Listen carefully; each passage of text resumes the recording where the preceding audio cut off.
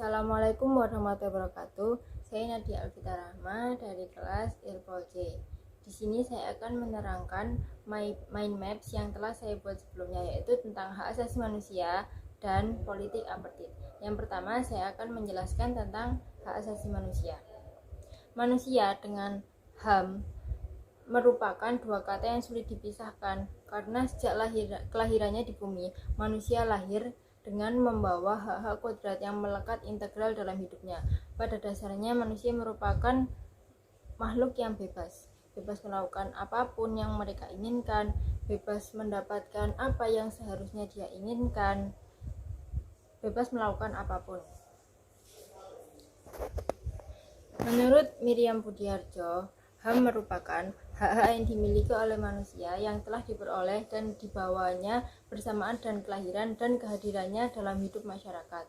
Hak ini ada pada manusia tanpa membedakan bangsa, ras, agama, golongan, jenis kelamin, karena itu bersifat asasi dan universal. Dasar dari semua hak asasi adalah bahwa semua orang harus memperoleh kesempatan berkembang sesuai dengan bakat dan cita-citanya. Sejarah hak asasi manusia di Indonesia.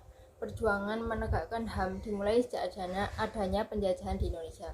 Penjajahan ini tidak semata-mata hanya perlawanan mengusir penjajah, namun lebih dari itu.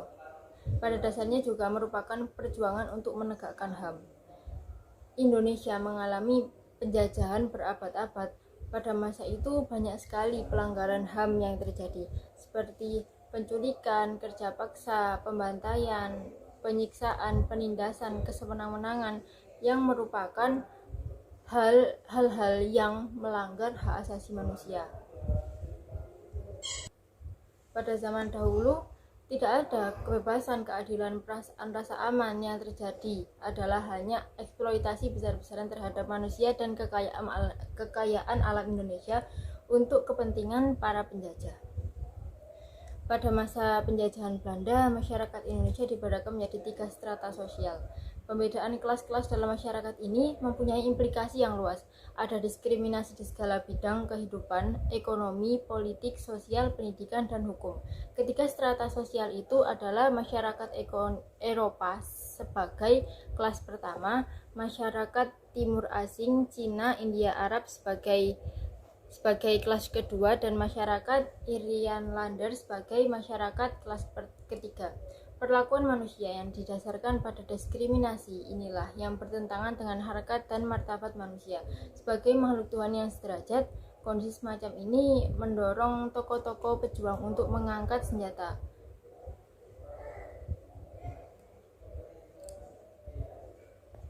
Tonggak-tonggak sejarah perjuangan hak asasi manusia adalah sebagai berikut. Yang pertama yaitu Kebangkitan Nasional. Kebangkitan Nasional pada tanggal 20 Mei 1908. Yang kedua yaitu Sumpah Pemuda pada tanggal 28 Oktober 1928. Yang ketiga yaitu Proklamasi Kemerdekaan pada tanggal 17 Agustus 1945. Merupakan puncak perjuangan untuk menghapuskan penjajahan dengan penetapan Undang-Undang Dasar 1945 yang di dalamnya terkandung pengakuan HAM yang terdapat pada pembukaan Undang-Undang Dasar 1945 yang berbunyi, kemerdekaan merupakan hak segala bangsa. Oleh sebab itu, maka penjajahan di atas dunia harus dihapuskan karena tidak sesuai dengan peri kemanusiaan dan peri keadilan. Maka dari itu, kita sebagai manusia harus mendapatkan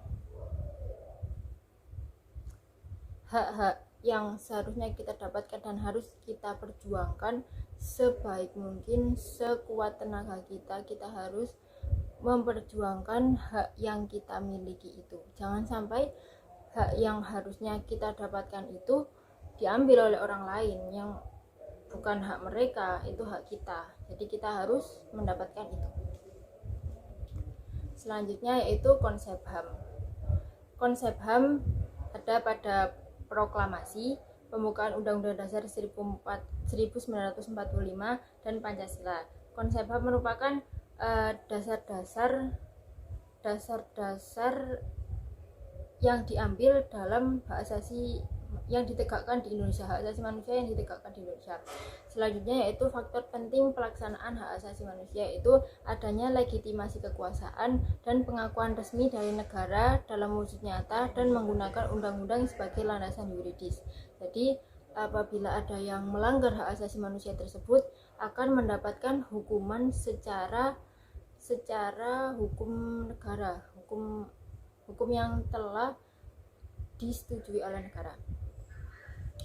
Selanjutnya yaitu kerangka hukum yang dimiliki hak asasi manusia, yaitu pertama Undang-Undang Dasar 1945. Jadi HAM diatur di Undang-Undang Dasar itu, dan ketetapan MPR RI nomor 12 MPR 1998 tentang HAM dirumuskan dalam bentuk piagam HAM. Yang kedua, kemudian saya akan menjelaskan tentang politik apartheid. Politik apartheid berasal dari bahasa Afrika yang terdiri dari apart dan tate. Apart yang memiliki arti terpisah dan heid yang artinya sistem. Apartheid berarti sistem pemisahan ras, di mana pemisahan ras yang dimaksud adalah pemisahan koloni Inggris dan Afrika. Dikutip dari kompas.com, apartheid adalah kebijakan politik rasial yang ditetapkan di Afrika Selatan pada tahun 1948. Dalam sistem apartheid terdapat pemisahan hak dan kewajiban antara ras kulit putih dan kulit hitam yang disahkan melalui undang-undang. Pada tahun 1948 berlaku undang-undang apartheid yang menyentuh aspek kegiatan sosial masyarakat Afrika Selatan seperti larangan pernikahan antara orang kulit putih dan kulit hitam, dan klasifikasi pekerjaan yang hanya dikhususkan oleh orang kulit putih. Selanjutnya yaitu cara berjalannya politik apartheid. Pada awal mulanya adanya politik apartheid yaitu karena Partai Nasional yang beranggotakan orang kulit putih yang memenangkan pemilihan umum pada tahun 1948. Pada periode pertama mereka melakukan pengusiran orang kulit hitam dan Asia dari tempat tinggal mereka dan dipindahkan jauh dari pusat pemukiman, pertanian, dan pusat bisnis orang kulit putih.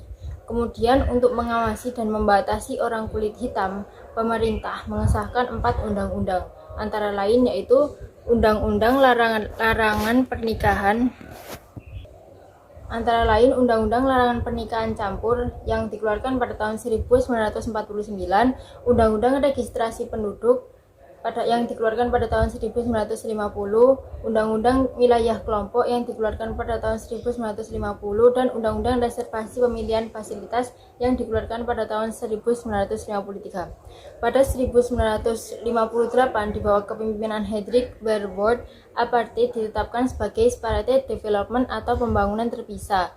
Bantu Self-Government Act 1989 mengesahkan Black Homeland bagi 10 suku kulit hitam Afrika Selatan, di mana seluruh warga kulit hitam dipindahkan ke salah satu dari 10 wilayah suku kulit hitam, sehingga orang kulit putih menguasai 87% tanah dan 30% diberikan kepada kaum kulit hitam. Di wilayah tersebut, orang kulit hitam dapat menikmati hak politik dan menjadi warga negara, tetapi bukan sebagai warga Afrika Selatan, melainkan didorong untuk mendapatkan kemerdekaan secara penuh, seperti Switzerland dan Lesotho yang berhasil berdiri sendiri. Jadi mereka seperti diusir dari tanah milik mereka sendiri secara perlahan, yaitu dengan mulai mengasingkan mereka ke tempat yang terpencil, yang jauh dari pusat ekonomi, pusat pertanian dan bisnis. Mereka diasingkan, mereka tidak mendapatkan apapun. Mereka hanya mendapatkan kelaparan, mendapatkan kemiskinan di pojok sana. Jadi mereka seperti diusir secara perlahan-lahan dengan mengeluarkan undang-undang tersebut. Dengan begitu mereka dapat menguasai negara tersebut dan mengeluarkan para ras kulit hitam tersebut dari wilayah yang dia klaim milik kulit putih tersebut, padahal itu wilayah asli milik orang kulit hitam. Selanjutnya itu dampak politik apartheid. Dampak negatif dari ditetapkannya politik adalah terjadinya diskriminasi terhadap warga kulit hitam. Yang kedua, warga kulit hitam tidak mendapatkan hak-hak politik yang seharusnya mereka dapatkan. Yang ketiga, tidak mendapatkan kebebasan dalam pelaksanaan politik serta kebebasan sosial. Politik ini hanya menguntungkan kaum kulit putih. Selanjutnya, diruntuhkannya politik apartheid. African National Congress yang merupakan sekumpulan orang-orang yang berkumpul yang memiliki misi yang sama, yaitu menggagalkan atau meruntuhkan diberlakukannya politik apartheid yang berada di negara mereka. Mereka melakukan kampanye penolakan dan perlawanan terhadap hukum yang tidak adil secara damai. Salah satu terkenalnya adalah Nelson Mandela yang kemudian dipilih menjadi presiden Afrika Selatan. Kemudian kampanye mereka berhasil dilirik oleh seluruh negara, banyak negara, hingga terdengar dari telinga PBB. PBB kemudian mengeluarkan Afrika Selatan sebagai anggotanya. PBB mengeluarkan Afrika Selatan dari anggota PBB pada tahun 1961. Dampak dikeluarkannya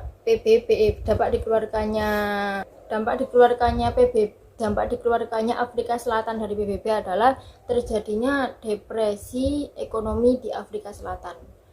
Hal ini dikarenakan pasokan-pasokan bantuan dari berbagai negara itu ikut dihentikan karena dia sudah bukan merupakan anggota PBB.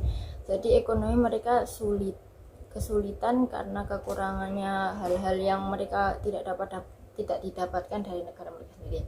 Kemudian pada tahun 1989, pemimpin Partai Nasional Frederick William de Klerk memberikan pembebasan banyak tahanan politik kulit hitam yang terlibat dalam gerakan anti-apartheid pada tahun 1989. Organisasi anti-apartheid tidak dilarang. Tahanan politik termasuk Nelson Mandela dibebaskan dan resolusi baru yang secara resmi menghapus praktek apartheid disahkan pada tahun 1940.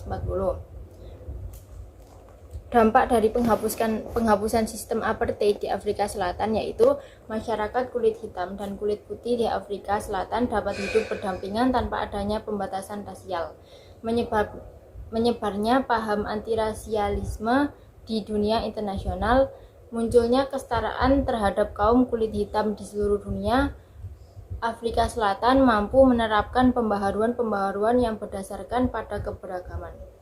Jadi setelah dihapuskannya politik apartheid, mereka semua bisa hidup berdampingan dengan damai dan mereka bisa melakukan apa yang mereka inginkan dan mendapatkan semua hak-hak yang seharusnya mereka miliki, seperti mereka dapat menikmati hasil-hasil panen yang mereka dapatkan, mereka bisa bekerja sesuai bidang yang mereka inginkan, mereka dapat menikah dengan siapapun, baik itu beda warna kulit, sama warna kulit, seperti itu. Sekian yang dapat saya sampaikan. Maaf apabila ada salah kata. Wassalamualaikum warahmatullahi wabarakatuh.